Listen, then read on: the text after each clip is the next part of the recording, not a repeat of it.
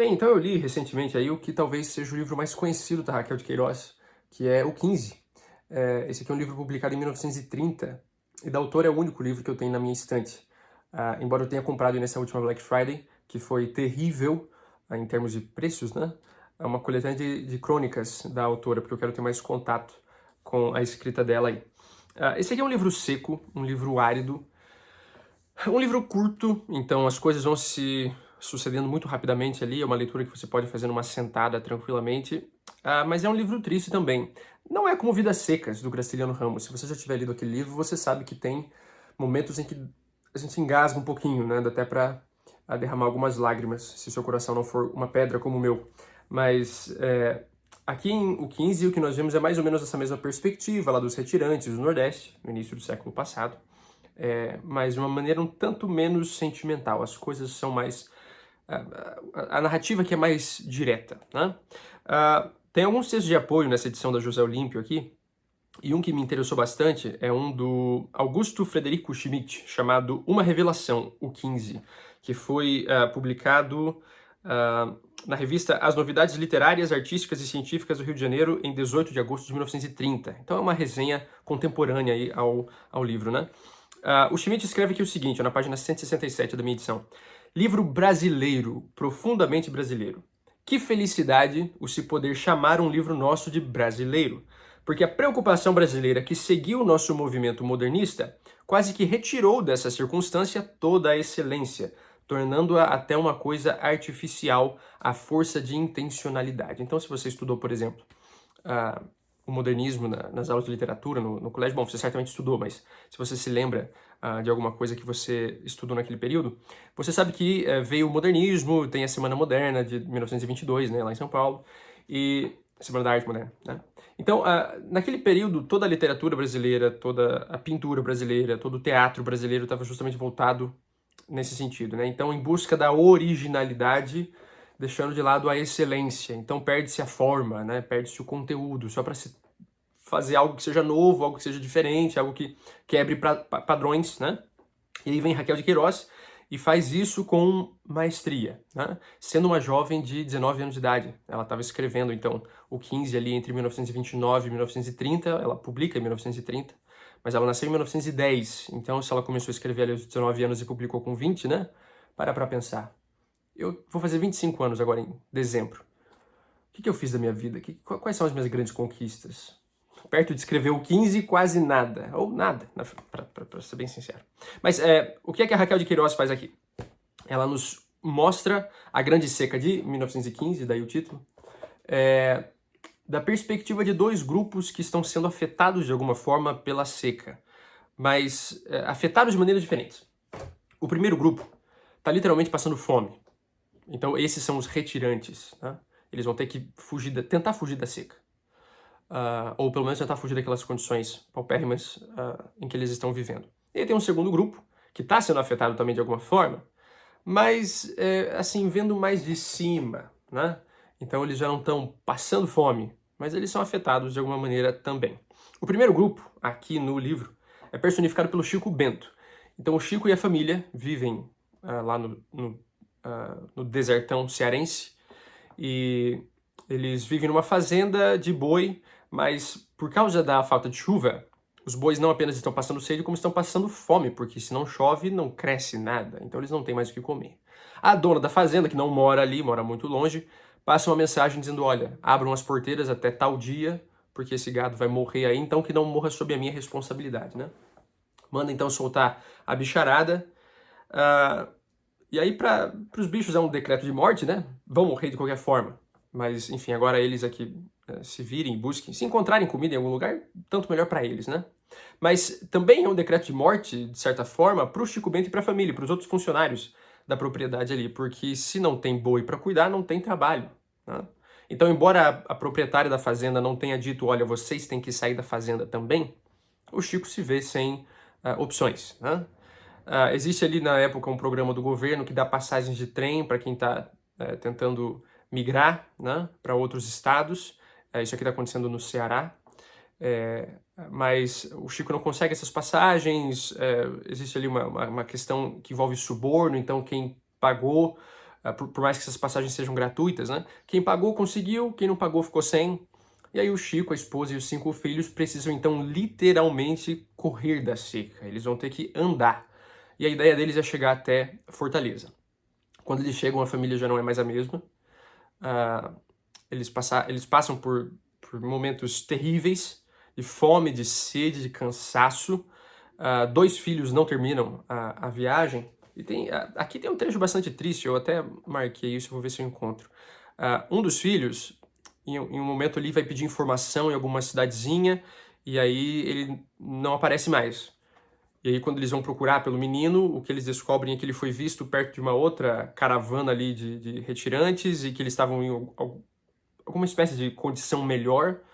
E aí não se sabe se o menino foi sequestrado ou se ele só preferiu fugir mesmo, mas o menino dá-se a entender, então, que o menino é levado com essa outra caravana, né? Mas um deles acaba morrendo. Ele come umas raízes venenosas ali, naquele desespero, né? Sem ter o que comer por dias.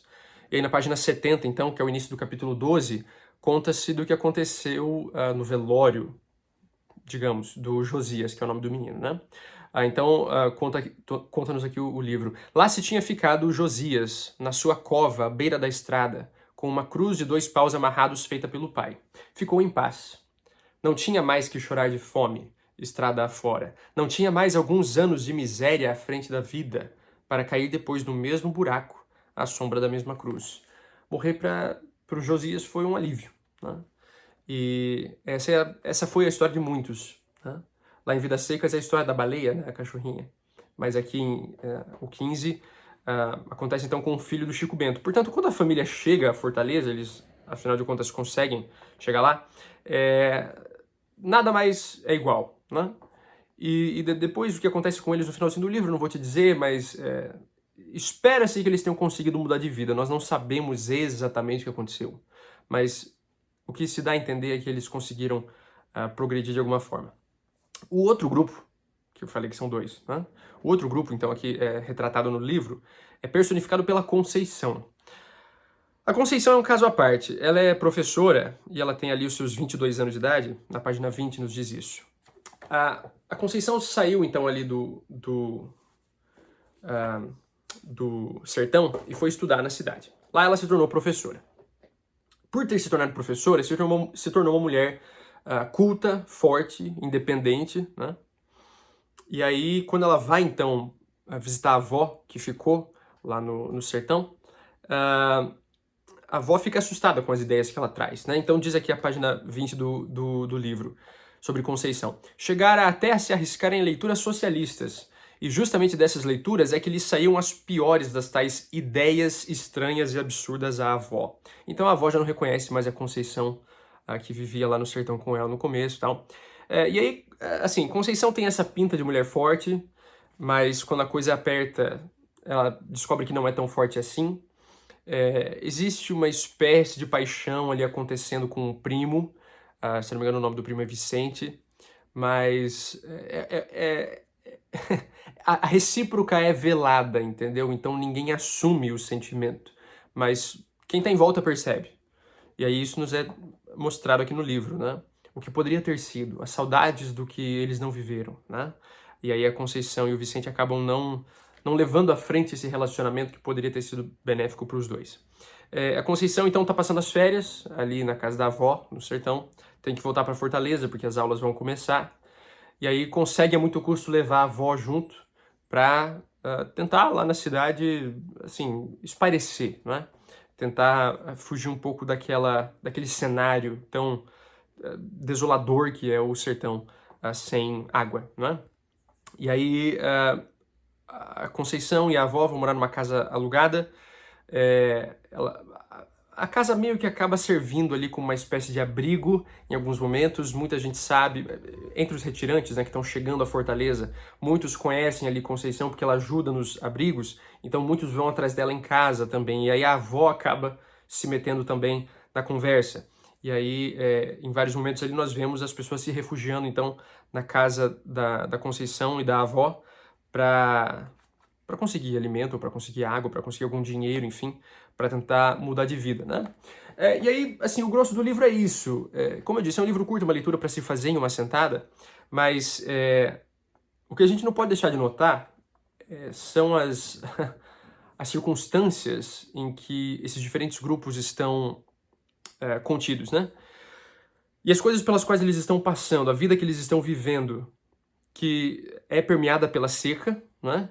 Mas por causa das condições financeiras diferentes dos dois grupos e por causa da cabeça diferente também que eles têm, então o desenrolar da história aqui vai nos trazendo alguns episódios bastante marcantes. Por exemplo, o Chico Bento com a família já estão fazendo a sua peregrinação, né, para a cidade grande, estão tentando fugir da vida que levavam no sertão. E aí eles encontram um outro grupo também de retirantes que estava viajando, se eu não estou enganado, com uma vaca. É isso mesmo, aqui na página 49 e na página 50. Então eles estão viajando com uma vaquinha, mas a vaca morre ao longo da viagem. Ela já estava doentinha tal, e acabou morrendo. Também, claro, de sede, fome, etc. Cansaço, né? Depois que ela morre, passam-se uns dias, eles estão ali embaixo de uma árvore, descansando, estão ali na sombra e procurando por comida, não conseguem encontrar nada tal. Quando chega Chico Bento, quando chegam Chico Bento e a família ali, sob aquela mesma árvore, né, onde já estava aquele outro grupo de retirantes, quando eles chegam ali, então aquele primeiro grupo está pensando em comer a carne da vaca, né, para não desperdiçar. Porque afinal de contas é comida, é carne, eles estão com fome, só que a vaca já morreu há dias, já está fedendo, né? Já tem urubus por ali. E aí o Chico Bento, vendo aquela situação, diz: olha, vocês não podem comer isso, vocês vão passar mal ou até morrer, né? E aí eles dividem então ali a pouca comida que eles têm, quase nenhuma comida que eles têm. Então se o Chico Bento e a família já iam ficar mal em termos de nutrição, né, já iam ficar subnutridos, agora é que vão ficar piores ainda, ou vão ficar pior ainda, porque o pouco que eles têm ainda vão dividir, né? Se eu não me engano, farinha e rapadura.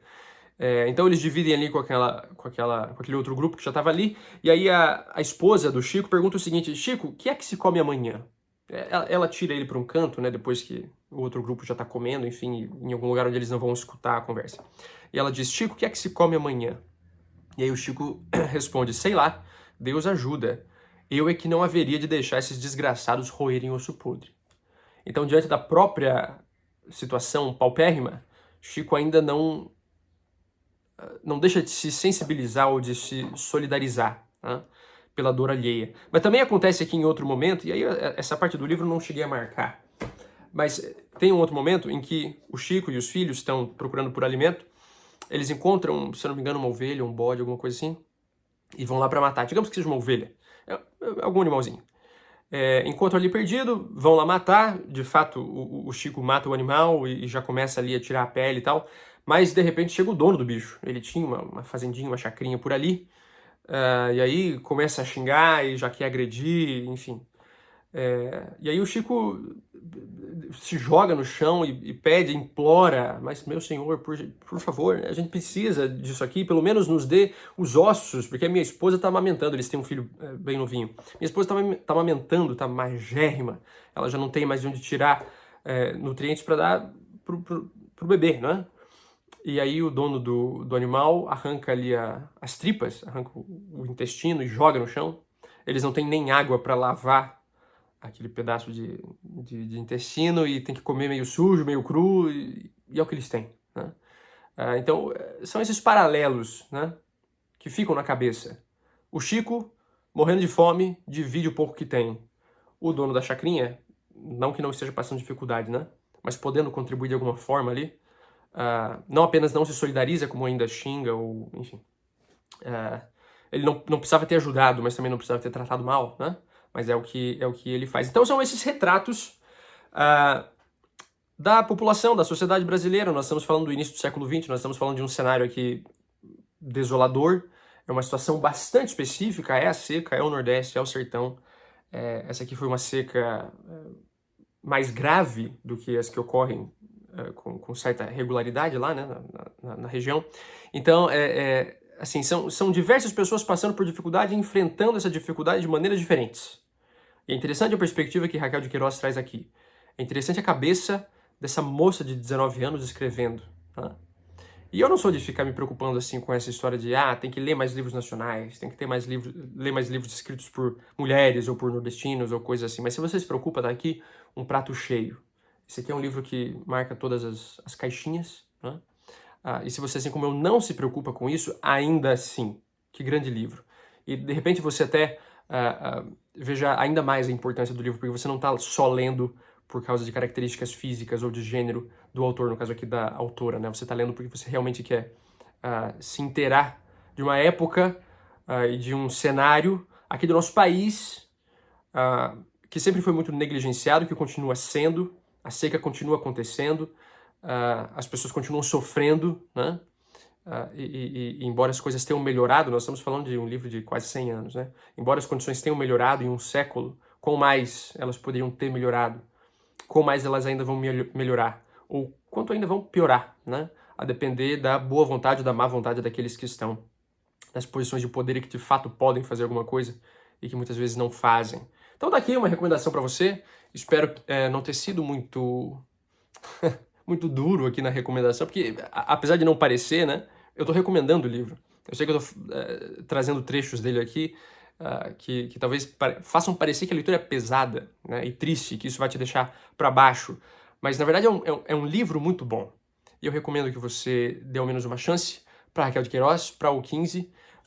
Aqui na descrição você encontra links que te levam lá para a Amazon e comprando quaisquer produtos por ali, não apenas livros, você ajuda o canal com uma pequena comissão, não paga nada mais por isso, e eu agradeço desde já pela sua contribuição. Fica aí para você o meu abraço, boas leituras e até a próxima.